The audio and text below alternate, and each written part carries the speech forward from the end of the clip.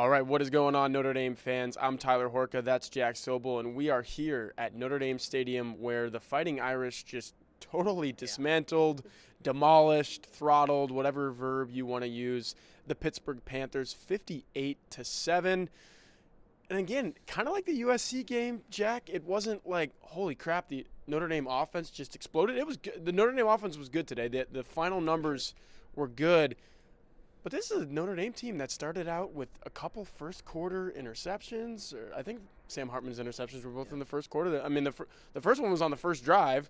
This Notre Dame offense also stalled and had a a turnover on downs. They went for it on fourth down, did not get it. It's the defense and the special teams, Jack. I mean, this thing started with an 82-yard punt return for Chris the Jet Tyree. And pun intended, Notre Dame was off and running from there. It was just a complete three-phase effort for the Fighting Irish today.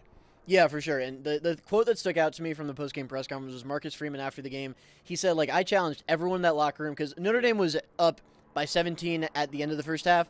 But I think you'd agree, Tyler, and Freeman agreed that we didn't think Notre Dame played particularly well in that first half, especially Reed offensively. Defensively was great.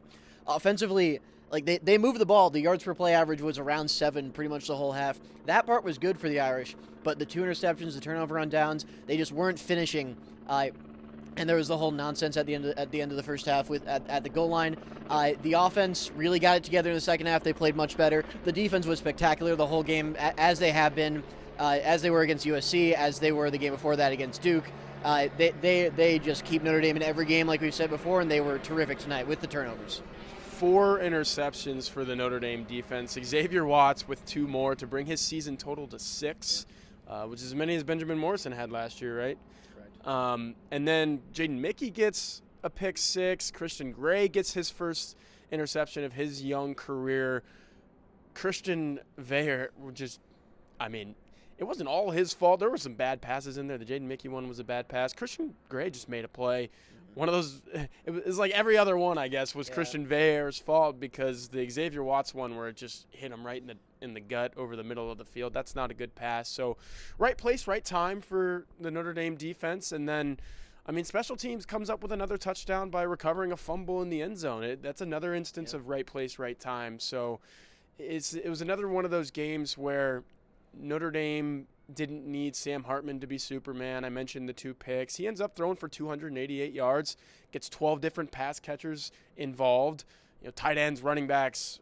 Chris Tyree, I think, caught 3 passes for 68, 66 yards, somewhere in there. So he was involved not just on that punt return touchdown, but also as a wide receiver, and he spoke to that after the game as well. So, again, it's complete effort, right? It's a 3-phase game. So if there's anything that sticks out, it's probably the defense. But what specifically? Is it all those picks? What was it for you? Yeah, no. Regarding the interceptions, like you say, and the fumble recovery in the end zone by Ramon Henderson, I believe it was. Yeah. It was Ramon Henderson.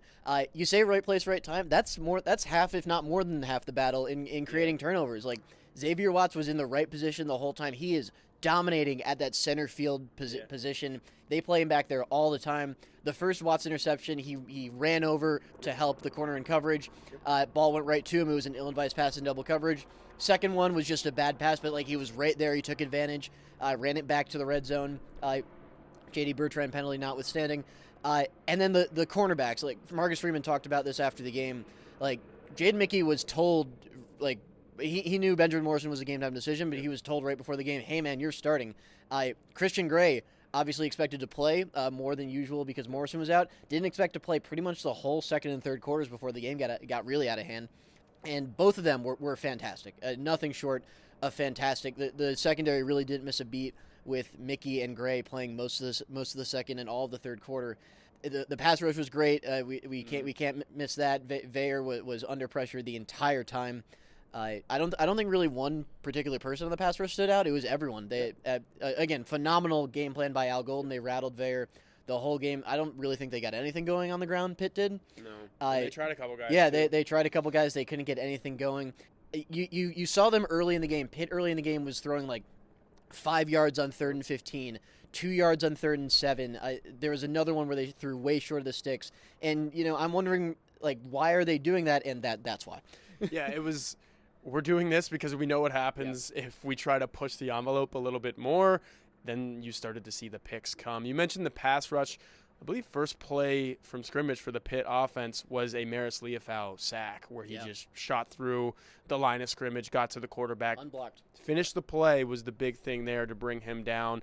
And then all afternoon, all evening, whatever you want to use to describe. It's nighttime here now, obviously, but all afternoon, all evening was just relentless pass rush. And you said credit to Al Golden. I think that's what it was. It was schemed up in a way that allowed those guys to make those plays.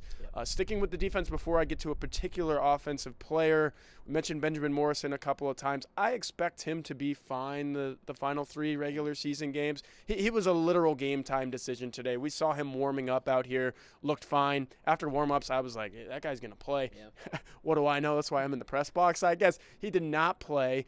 Cam Hart is a trickier one because he comes out of this game with Marcus Freeman didn't even know. He said shoulder or arm. Yeah. When you hear shoulder and Cam Hart in the same sentence, it's not great. He has a history of shoulder injuries going all the way back to his high school days at Good Counsel, so that's something to monitor. Yeah. You mentioned what we saw, and you're going to write about it at blueandgold.com, what we saw from Mickey and Gray specifically. I think we could see a lot more of that the final 3 games of the season. Offensively, let's get back there for a couple more tidbits. Audric Estime seems to be the one constant on this team. I know he had the bad game against Louisville. Everybody had a bad game against Louisville for Notre Dame. I think it was 19 carries, 134 yards, 3 touchdowns, which is the first time Audric Estime has scored 3 touchdowns in his college career. When the passing offense isn't there, because it wasn't early. I mentioned Sam Hartman threw for 288 yards. It really wasn't there early. You could trust that guy in all 4 quarters. And I mean, it helps to have a guy like that on your football team, does it not? Oh, for sure. Estime was great. Like you said, he's Mr. Consistent every game, every play. You know, we kind of criticized him a little bit during the Louisville and Duke games to a lesser extent of being a little hesitant. Yeah. I think you saw the good side of his hesitancy today. It's not as much hesitancy as it is patience.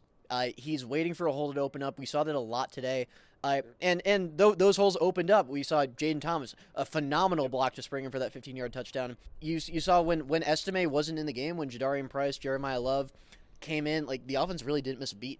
I mean, they played well. The offensive line was awesome all game. I don't think anyone really got near Sam Hartman. Maybe a couple quarterback hits, but early there were some hits. No sacks, but and that was just Pitt dialing up pressure. Yeah, that was just Pitt, A, dialing up pressure, and B, having a good pass rush. Yeah. But the offensive line settled down. They did a really good job.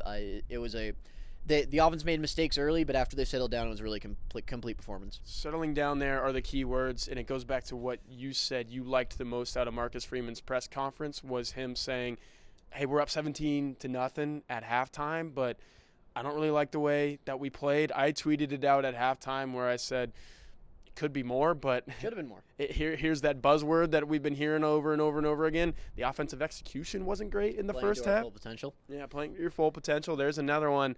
But I think the offensive line is a position group. There were players that took Marcus Freeman's advice and said, okay, yeah, I'm going to play a little bit better, but a little bit harder. I think the offensive line as a whole, those guys came together and said, yeah, head coach is right, guys. Yeah. We got to get together and make this thing happen. Jadarian Price, touchdown. I thought that was an excellent run. If that's a sign of things to come for Notre Dame, not just this season, but next year, he's going to be a good football player. Jeremiah Love getting around the corner. I think it was a 20 or 30-yard gain. He just gets that edge and goes. And if it wasn't for a nice throw my body at this guy tackle from a Pitt defensive player, that's a 60, 70, 80-yard touchdown, whatever it was for Jeremiah Love. So offensively, let's wrap up this conversation with, you mentioned Jaden Thomas getting the block on Audric Estime's touchdown run. I think when he's at full health, I'm not sure if Jaden Greathouse is there yet, but it makes a difference when you have some guys to work with at that position. And Jordan Faison showed some waggle and whatnot in the punt return game. I just really think there's going to be a Jordan Faison game, not just a Jordan Faison play like he had against Louisville. I think one of these last 3 games, you're actually going to see that guy catch 3 to 4 passes and make some plays. Like it's coming, right? Yeah, I think it's coming. Faison's a great athlete. Tyree had a great game, like you said. I think, judging by what I saw in the field, I think Greathouse is healthy. He just he was targeted once. It was the interception, obviously not his fault. Yeah. But they spread the ball around. Greathouse played a lot. He just didn't have a catch. Rico Flores had himself a nice game. Tobias Merriweather got involved. We know Greathouse is a good player. We know he's going to get involved at some point soon once he really gets fully healthy. It just feels like this receiver room is just number one guy away. Yeah. I feel like if they add that to the room, either if someone really steps up this season or this offseason, or if they add someone this offseason, then it could become a good receiver room. I think it's that one guy away, but there are a lot of good pieces to work with, and I think it showed today. You got to piece it all together. Yeah. That's another thing. You can't just have Tobias Merriweather's one moment. It was a great moment. It was a great throw and catch, 42 yards right down the seam.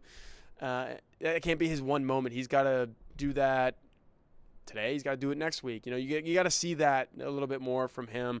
Rico Flores Jr., you mentioned it, great catch and run, where he kept the play alive. He didn't go out of bounds. He kept looking to sprint forward. That was a good play. Shout out on that play, the Flores play. Greathouse, even though he didn't have a catch blocking downfield, he really blocked his butt off on that play. That was impressive. And I think I saw Rico Flores make a really good block. Maybe it was on the Jeremiah Love run. I think you're right. Okay, yeah. So these guys are blocking. These guys are keyed in. They're playing. It's just piece it together type of thing. Last note on the offense, and maybe last note on this evening as a whole, unless you got anything else, Jack. Mitchell Evans left with what looked like I don't want to say scary because we're not feeling what Mitchell Evans is feeling, but it didn't look good, did it? Yeah, no, it didn't, and we don't want to speculate. Marcus Freeman does not know the extent of it, or at least he didn't when we talked to him after the game. But yeah, he had to be helped off the field. Yeah. Evans was helped off the field. Obviously did not see him return in the game because it was already a blowout at that point. You don't need him out there. But something to monitor going into Clemson next week, which, by the way, sports writers everywhere rejoice. It is a noon kickoff. Notre Dame's second noon kickoff of the year. Haven't had one since NC State, I believe. So it's been a while. Noon in Clemson against a 4-4 Tigers team. I think, was I talking to you, Jack, or maybe it was Darren Pritchett of WSBT? We'll end with this note, and you probably agree. You can't lose to this Clemson team if you're Notre Dame. If this is the one team that's stopping you between 10 and, is the one obstacle between you and a 10-2 season, because you don't think you're going to lose to Wake Forest, you don't think you're going to lose at Stanford, you got to beat this Clemson team. This is the Clemson team that's even more so than last year's, extremely gettable. When someone shows you who they are, believe them. And Clemson has shown us who they are. They're 4-4 right now. They're not a good team. Notre Dame can drop them below 500, and they really should next week. They should, and we will be there, and we will have one of these videos afterward. Plenty of videos between now and then, though, right here on this YouTube channel. Plenty of articles at blueandgold.com from this game and then previewing the Clemson game over the next week. Again, I'm Tyler Horka. That's Jack Sobel, and Notre Dame absolutely demolished Pittsburgh 58-7.